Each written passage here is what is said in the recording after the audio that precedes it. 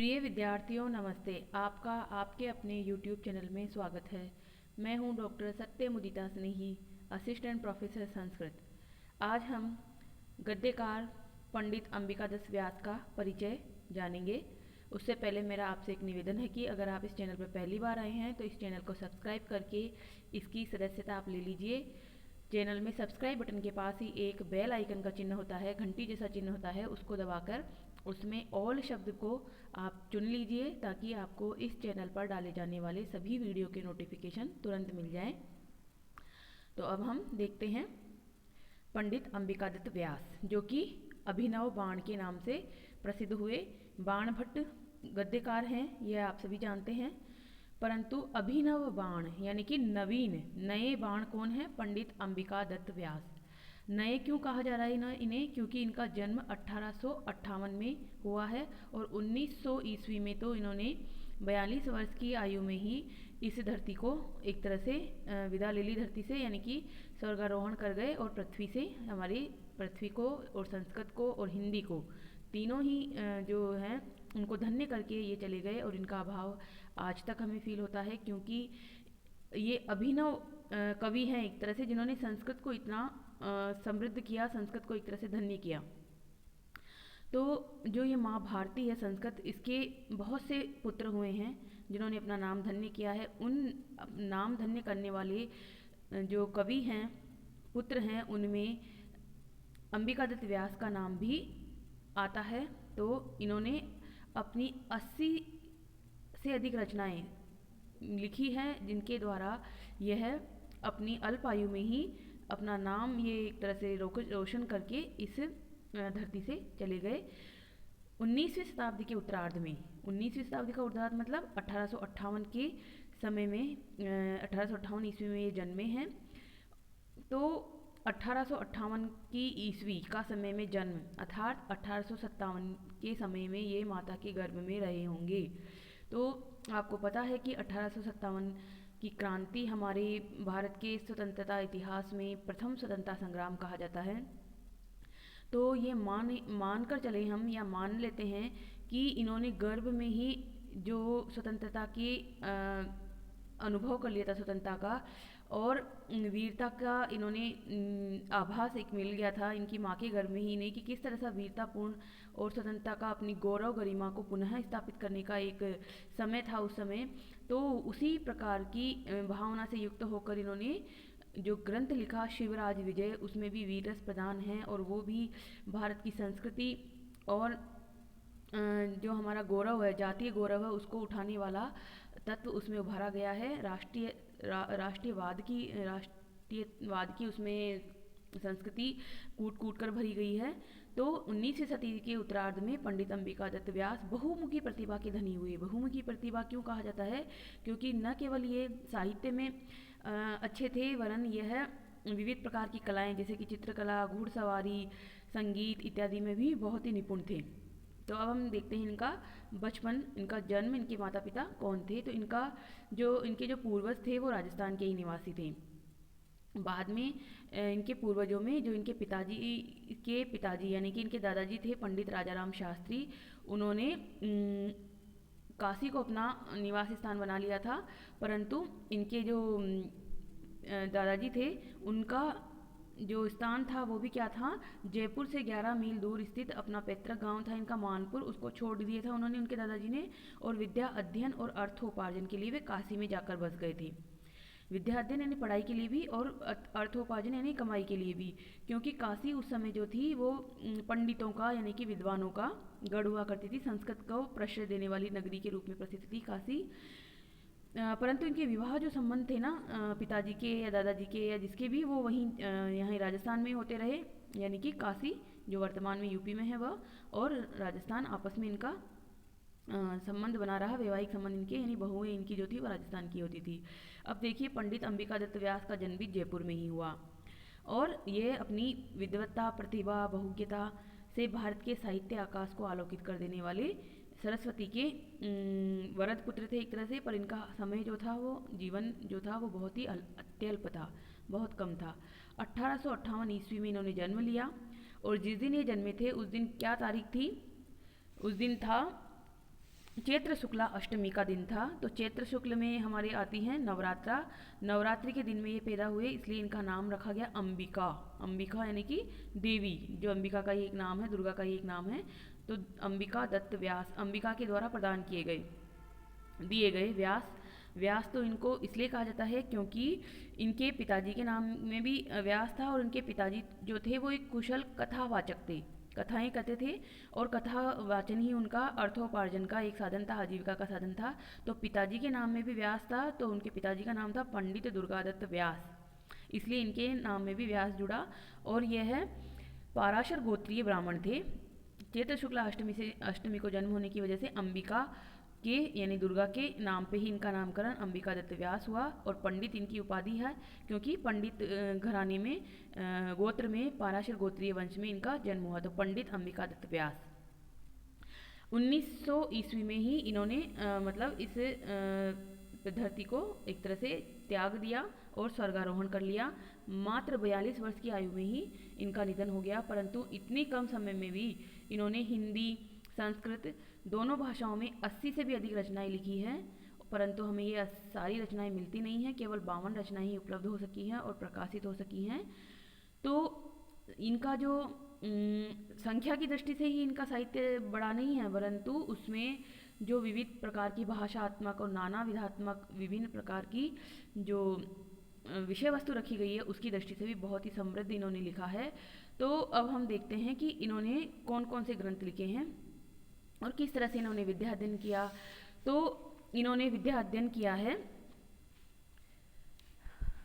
अपने पिताजी के सानिध्य में ही रहे हैं। तो पिताजी इनके कथावाचन थे, संस्कृत की कथाएं वगैरह कहते थे, और वही इनकी आजीविका का साधन था। इसलिए स्वाभाविक रूप से इनके पिताजी के संस्कार इसमें आए और इनका संस्कृत के प्रति रुझान हुआ, और श्लोक वगैरह रचना करने में ये बहुत ही कुशल हो गए अपने पिताजी के संस्कारों की वजह से, बचपन के संस्कारों की वजह से ही। तो बाल्यावस्था में ही काव्य स्फुरण की इनमें कला आ गई थी, और पिता के सानिध्य से ही इन्होंने श्लोक रचना में ये पुष्ट हो गए थे। तो जो हिंदी के कवि है भारतेंदु, उन्होंने इन्हें एक बार सुकवि की उपाधि भी दी थी, क्योंकि इन्होंने बहुत अच्छे जो श्लोक लिखकर एक प्रतियोगिता में पुरस्कार प्राप्त किया था। इनकी एक उपाधि तो आपने जान ली, अभिनव बाण। एक और इनकी उपाधि है भारत रत्न। तो जो हमारे आज़ादी के बाद में भारत रत्न देने की परंपरा शुरू की गई है भारत में, वो परंपरा तो बाद की है, वो तो सरकार ने दी, भारत सरकार ने, परंतु इन्हें भारत का रत्न के रूप में भी उपाधि दी गई है, और सुकवि की उपाधि दी इन्हें। हिंदी के जो कवि हैं भारतेंदु, उन्होंने दो इनकी उपाधियाँ और इनके जीवन की बहुत महत्वपूर्ण उपाधियाँ हैं। एक है घटिका शतक। घटिका शतक क्या होता है? घटिका मतलब घड़ी, एक घड़ी का समय, यानी कि 24 घंटे का जो समय है, उन्होंने शतक यानी 100, तो एक घंटे में ये 100 श्लोक लिख सकते थे, तो इसलिए इनको कहा गया घटिका शतक। और दूसरी उपाधि है इनकी शतावधान, शत प्लस अवधान, शत यानी भी 100 और अवधान यानी ध्यान लगाने की इनकी सामर्थ्य। तो ये उपाधि इनकी इसलिए रखी गई क्योंकि ये इनसे कोई प्रश्न पूछे जाते, और अगर मान लो इनसे 100 प्रश्न पूछे जाते, तो 100 प्रश्नों को एक साथ सुनकर उन सभी का उत्तर उसी क्रम में देने की अद्भुत क्षमता थी इनमें। यानी कि ऐसे नहीं कि एक के बाद एक प्रश्न आप इनसे पूछिए, बल्कि आप क्रम से इनसे 100 प्रश्न पूछिए, उत्तर देने का मौका उस समय मत दीजिए। 100 प्रश्न हो जाने के बाद इन्हें कहिए कि पहले प्रश्न का उत्तर, दूसरे प्रश्न का उत्तर, तीसरे प्रश्न का उत्तर, इस प्रकार से क्रमशः यह 100 प्रश्नों को सुनकर उनको उसी क्रम से याद रख के उनके उत्तर दे सकते थे। ऐसी इनकी योग्यता थी, इसलिए इनका नाम में उपाधि जुड़ गई। क्या जुड़ी? शतावधान, शत यानी 100, अवधान यानी 100 प्रकार से ध्यान को रखने की, एकाग्रता रखने की अद्भुत क्षमता की वजह से। तो अभिनव बाण इनकी एक उपाधि है, सुकवि उपाधि है, शतावधान एक उपाधि है, और घटिका शतक एक उपाधि है। इस प्रकार से इनकी उपाधि है। और इन्होंने बचपन में ही बहुत कुछ सीख लिया था, बहुत कुछ कर लिया था। संस्कृत, हिंदी, बांग्ला, अंग्रेजी इत्यादि जो भाषाएं हैं, इनकी विद्वता इन्होंने प्राप्त कर ली थी। और संस्कृत में तो इन्होंने शिवराज विजय नाम का एक ऐतिहासिक उपन्यास लिखा ही है, जो संस्कृत का प्रथम ऐतिहासिक उपन्यास है। परंतु इन्होंने हिंदी में भी लिखी है, और हिंदी को भी अपनी प्रतिभा से चमत्कृत किया है, धन्य किया है। तो अब हम इनके कुछ ग्रंथों के नाम देखते हैं जो कि इन्होंने लिखे हैं। तो इन्होंने 78 से अधिक यानी कि 80 मतलब रचनाएं लिखी है, जिसमें 52 रचनाएं हमें उपलब्ध होती हैं। उनमें सबसे प्रमुख तो यही है शिवराज विजय, जो कि एक उपन्यास है, और एक है सामवतम नामक एक नाटक है, जो कि कहा जाता है कि जो कालिदास का अभिज्ञान शाकुंतलम नाटक है उससे किसी भी दृष्टि में कम नहीं है। और इस प्रकार की जो ये प्रशंसा है ये किसने की है इनके लिए, डॉक्टर भगवान दास नाम के एक लेखक हैं, उन्होंने लिखा है कि सामवतम नामक नाटक किसी भी दृष्टि से अभिज्ञान शाकुंतलम से कम नहीं है। एक और इन्होंने लिखा है गुप्ता शुद्धि प्रदर्शनम। इसमें क्या है, गुप्त अशुद्धि का प्रदर्शन किया जाता है, यानी कि छुपी हुई जो अशुद्धियाँ होती है किसी वाक्य में व्याकरण की दृष्टि से लिखा गया है ये, तो अशुद्धियों को इन्होंने बताया है कि किस तरह से छुपी हुई अशुद्धियाँ होती है। अबोध निवारणम नाम का भी एक ग्रंथ इन्होंने लिखा है, और एक हिंदी का बहुत प्रसिद्ध ग्रंथ लिखा है बिहारी विहार। बिहारी यानी जो कवि बिहारी थे उन पर ही आधारित करके इन्होंने ये लिखा है बिहारी विहार। और इस ग्रंथ में ही इन्होंने अपना संक्षिप्त निज वृत्तांत यानी कि अपने बारे में परिचय दिया है, संक्षिप्त निज वृत्तांत बताया है बिहारी विहार नामक के ग्रंथ में। इन्होंने इनका जन्म तो जयपुर में ही हुआ था, परंतु बाद में जाकर इन्होंने काशी को अपना मतलब रहे अपने दादाजी की वजह से काशी चले गए थे। ये काशी में आकर बस गए थे इनके दादाजी, और वहीं पर इनका अध्ययन हुआ, अध्यापन हुआ। और जब ये मृत्यु के निकट थे तब ये गवर्नमेंट कॉलेज पटना, जो संस्कृत कॉलेज है गवर्नमेंट संस्कृत कॉलेज पटना, वहाँ पर प्रोफेसर थे। और इन्होंने वहाँ पर बिहार में संस्कृत संजीवनी समाज स्थापित करके संस्कृत शिक्षा प्रणाली में बहुत ही सुधार किया था। तो इस प्रकार से इन्होंने एक तरह से राजस्थान में जन्म लिया, फिर काशी में रहे, और काशी के बाद बिहार में काम करते हुए कर्मभूमि बिहार को बनाया, और वहीं पर इन्होंने अपना प्राण त्याग किए। तो इस प्रकार से 3 इनके राज्य तो हो गए प्रसिद्ध। और जो जयपुर है उसको छोटी काशी कहा जाता है। तो छोटी काशी में जन्मे, काशी में इन्होंने अपना निवास किया, अध्ययन किया, और आजीविका के लिए और व्यवसाय जो था इनका, प्रोफेसर इनको बनाया गया गवर्नमेंट संस्कृत कॉलेज पटना में। तो इस प्रकार से इनका ये रहा।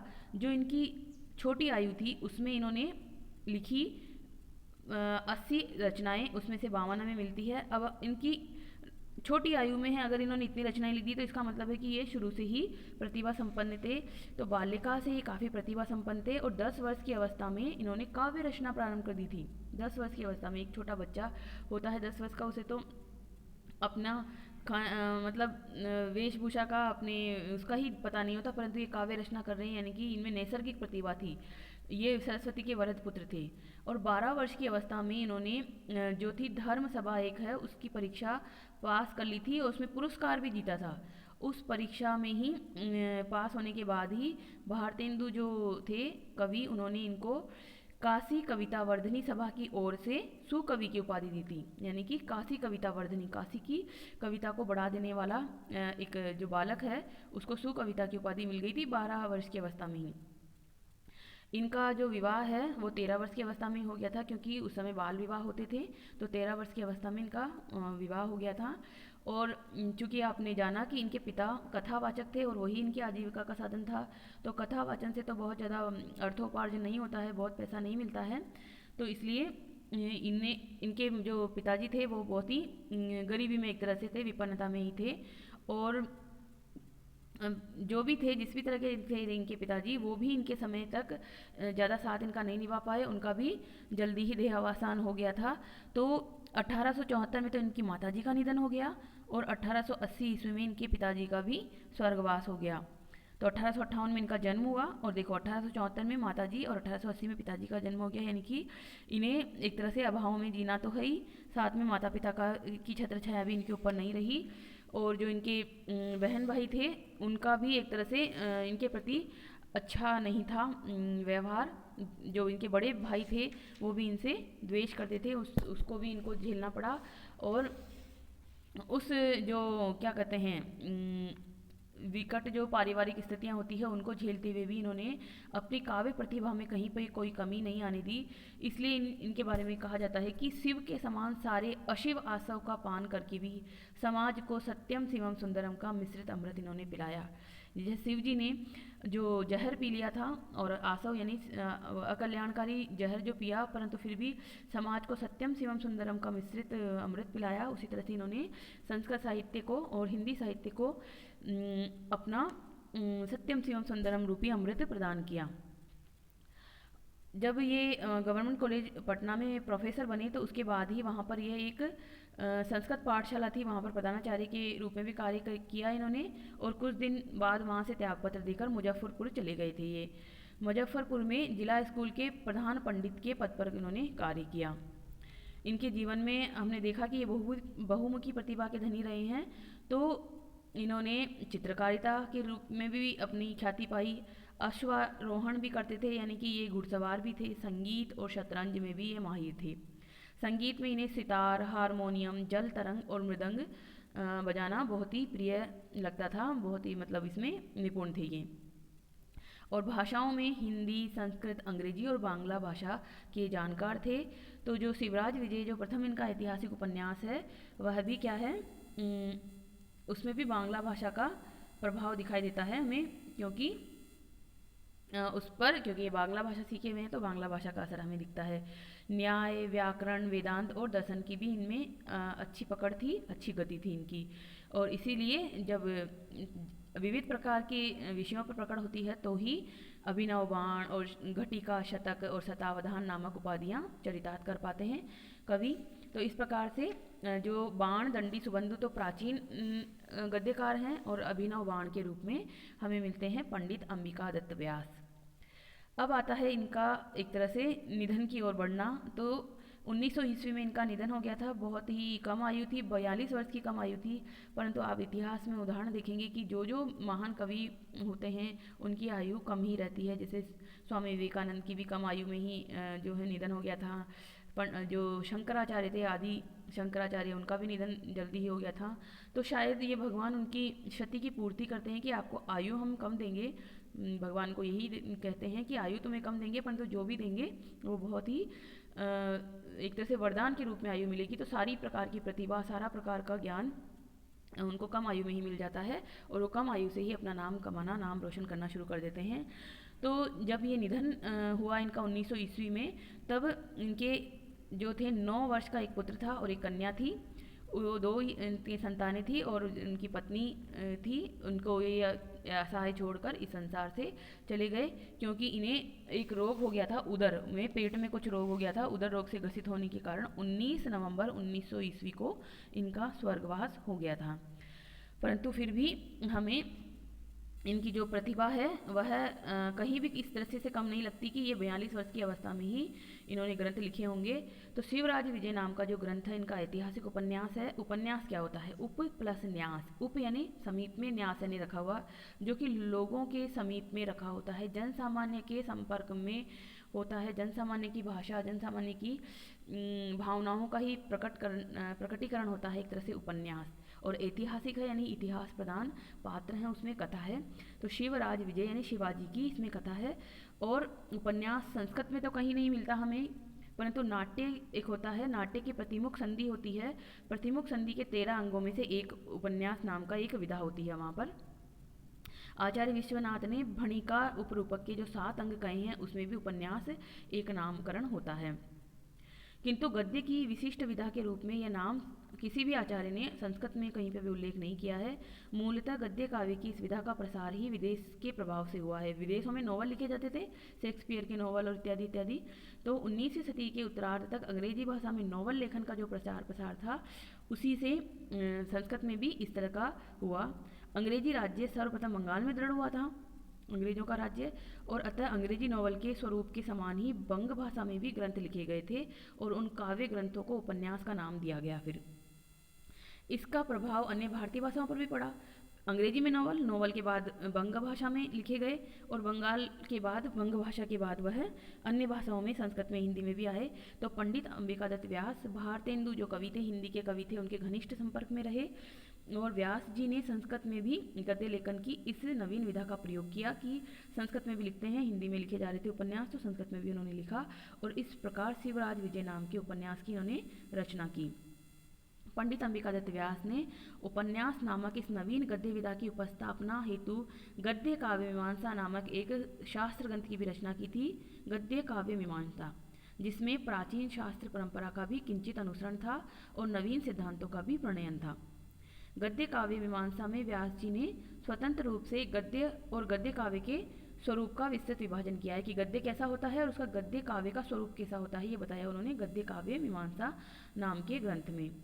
तो इस प्रकार से इन्होंने एक तरह से नवीन विविधा उपन्यास का स्वरूप, निबंधन और भेदोपभेद को विलक्षणतया बताया है, किसमें गद्य काव्य मीमांसा में बताया है।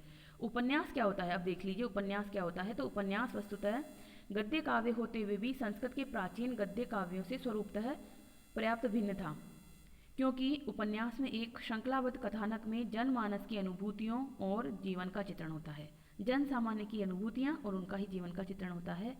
इसमें जन जीवन के परस्पर संबद्ध चित्रों एवं कार्यों का ही मुख्यतः प्रतिनिधित्व होता है। जन सामान्य के क्या कार्य हैं और क्या उनके चित्र हैं, किस प्रकार की हैं, इसमें आता है। व्यास जी से पूर्व का संस्कृत गद्य जो था सामान्यतः राज आश्रित कवियों द्वारा ही रचा गया था, अतः उसमें जन सामान्य से संपर्क कम था। व्यास जी से पहले के जो भी कवि थे किसी भी राजा के आश्रित कवि हुआ करते थे, तो वो राजाओं की प्रशस्ति में और राजाओं के लिए ही लिखते थे और उसमें थोड़ा बड़ा चढ़ा के भी लिखा जाता था। परंतु व्यास जी तो किसी राजा के आश्रित कवि नहीं थे, इसलिए उन्होंने तो जनसंपर्क की भाषा में लिखा और वह उपन्यास विधा एक नई विधा के रूप में प्रकट हुआ। तो स्वभावतः ही उसमें साधारण की हृदय अनुभूतियाँ पहले वाले जो ग्रंथ थे उनमें कम होती थी, क्योंकि वो राजा के आश्रम में लिखे जाते थे। परंतु व्यास जी तो जनसामान्य के अधिक निकट थे और किसी राजा के आश्रय भी नहीं थे, अतः अपने इस उपन्यास नाम की जो एक नई विधा है उसके माध्यम से उन्होंने जनसामान्य की पीड़ा, उद्वेलन, आशा, आकांक्षा, कदर्यता, उत्साह आदि सभी का यथा तथ्य काव्यमय प्रस्तुतिकरण में भली भांति एक तरह से प्रस्तुत किया है उन्होंने। 19वीं सदी के उत्तरार्ध में भारत में जो सांस्कृतिक पुनर्जागरण हुआ था उसमें भारतीय जनता का मानस पराधीनता एवं जातीय गौरव के नाश की व्यथा से नितांत उद्वेलित और पीड़ित था। अब आपको पता है कि 19वीं सदी का जो समय था वो सांस्कृतिक पुनर्जागरण हो रहा था और भारत की जनता अंग्रेजों के अत्याचार से बहुत प्रताड़ित थी। हमारे जो जातीय गौरव को नष्ट कर रहे थे अंग्रेज, अपने आप को ही वो कहते थे जेंटलमैन थ्योरी और वाइट मैन बर्डन थ्योरी। उन्होंने कही कि हम जो हैं गोरे लोग हैं और हम अन्य जो लोग हैं उनको सुधारने आए हैं, उनमें सुधार करने आए हैं और दूसरी संस्कृतियाँ कुछ नहीं है, सिर्फ अंग्रेज संस्कृति ही जो है सर्वश्रेष्ठ है। इस प्रकार जब उन्होंने उद्घोषित किया तो भारतीय जनता अपनी गौरव, संस्कृति, राष्ट्रवाद इन सबसे को पुनः वापस प्राप्त करने के लिए एक तरह से उद्वेलित हुई, बहुत उन्होंने पीड़ा महसूस की। तो इसी उद्वेलन व्यथा को शिवराज विजय में स्थान स्थान पर उन्होंने उजागर किया है और जन सामान्य की इन्हीं भावनाओं का चित्रण उपन्यास विधा की एक प्रमुख विशेषता होती है। तो उपन्यास, आपको कोई पूछे क्या होता है, तो जन सामान्य की बहुत निकट रहते हुए उनकी भावनाओं को प्रकट करने वाला न्यास होता है उपन्यास। अब आधुनिक जो आलोचना शास्त्र हैं उसमें उपन्यास के 6 तत्व होते हैं: कथा, संवाद, चरित्र चित्रण, देश काल, रचना शैली, उद्देश्य अथवा प्रयोजन। इन 6 दृष्टियों से आधुनिक उपन्यासों की समालोचना की है आलोचना शास्त्रियों ने। तो हम भी इस जो पंडित अंबिका दत्त व्यास का जो उपन्यास है इन 6 तत्वों के आधार पर इसका एक तरह से अनुशीलन करेंगे और यही है शिवराज विजय। एक तरह से इसमें ही हमारा शिवराज विजय का पूरा एक इंट्रोडक्शन भी आ जाएगा, परिचय भी आ जाएगा। तो कथा की दृष्टि से थोड़ा सा हम देख लेते हैं, बाकी हम विस्तृत कर देखेंगे इसकी कथा। तो देखो, किसी भी काव्य रचना की आधार भित्ति कथा अथवा कथानक ही होता है। आधार भित्ति जिस पर वो खड़ा होता है, एक तरह से नींव। व्यास जी ने अपने उपन्यास की कथा इतिहास के एक ऐसे पृष्ठ से ग्रहण की जो परोक्ष अतीत का न होने के कारण जनमानस में चिर परिचित भी था और समय के संदर्भ में बहुत ही सर्वाधिक उपयोगी भी था। उस समय का जो उन्होंने कथानक लिया वह जन सामान्य के लिए बहुत चित परिचित था और बहुत सर्वाधिक उपयोग भी था उस समय। भारत में गौ, ब्राह्मण, जाति तथा देश के उद्धारक एवं धर्म के संस्थापक के रूप में मराठा शिवाजी हमेशा ही आदरित हुए हैं, समादरित हुए हैं। जो राजा थे शिवाजी, उन्होंने ही पुनः हमारे जातीय गौरव को एक तरह से सुदृढ़ किया। उनकी कथा प्रत्येक भारतीय के लिए स्वतः ही हृदयग्राही और उत्साहप्रद थी। शिवाजी को अपना कथानायक बनाकर व्यास जी ने उनकी कथा को ही अपने उपन्यास की आधार भित्ति के रूप में चुना। ऐतिहासिक कथा होने के कारण समस्त कथानक बहुश्रुत एवं पाठकों के सन्निकट थे। बहुत सुने हुए थे सारे पात्र, आप इनमें जानेंगे। अफजल खां, औरंगजेब और इस तरह से इसमें पात्र आएंगे जो आप सुने हुए हैं इतिहास में। इसलिए उसमें कुतूहल का तो ज़्यादा तत्व आपको नहीं मिलेगा, कुछ नया तत्व कुतूहल, पर फिर भी प्राचीन गद्य काव्यों में तो बहुत अलौकिक उपायों के द्वारा बहुत चमत्कार उत्पन्न कर दिया जाता है। वो जैसे बाण भट्ट ने बहुत ही डाले हैं, उसमें 3 जन्मों की कथा डाल दी और इस तरह से कुतूहल उत्पन्न कर दिया। बहुत जादुई चीज़ें डाल देते हैं कुछ कुछ, परंतु यहाँ पर क्या है कि व्यास जी ने इस तरह का नहीं किया, परंतु कुछ काल्पनिक पात्रों की कथा उसमें डालकर उसमें कुतूहल की सृष्टि उन्होंने अवश्य की है। काल्पनिक पात्र उन्होंने डाल दिए और इस प्रकार की प्राचीन गद्य काव्यों में वर्णनों के विस्तार से कथा की गति प्राय मंद हो जाती थी, परंतु यहाँ पर उपन्यास में हमें किसी भी प्रकार की कोई मंदता, कोई शिथिलता नहीं मिलती है। और इस जो उपन्यास है, ये शिवराज विजय नामक उपन्यास, इसमें 2 कथाएं समांतर रूप से चलती है। वो 2 कथाएं कौन सी हैं? वह है महाराज शिवाजी की ऐतिहासिक कथा और रघुवीर सौवर्णी नाम का एक काल्पनिक पात्र है, उसकी कथा इसमें हमें मिलती है। और ये 2 परस्पर संवाद के रूप में आपस में चलती हुई कथाएं हैं, 2 धाराएं इसमें एक साथ चलती है।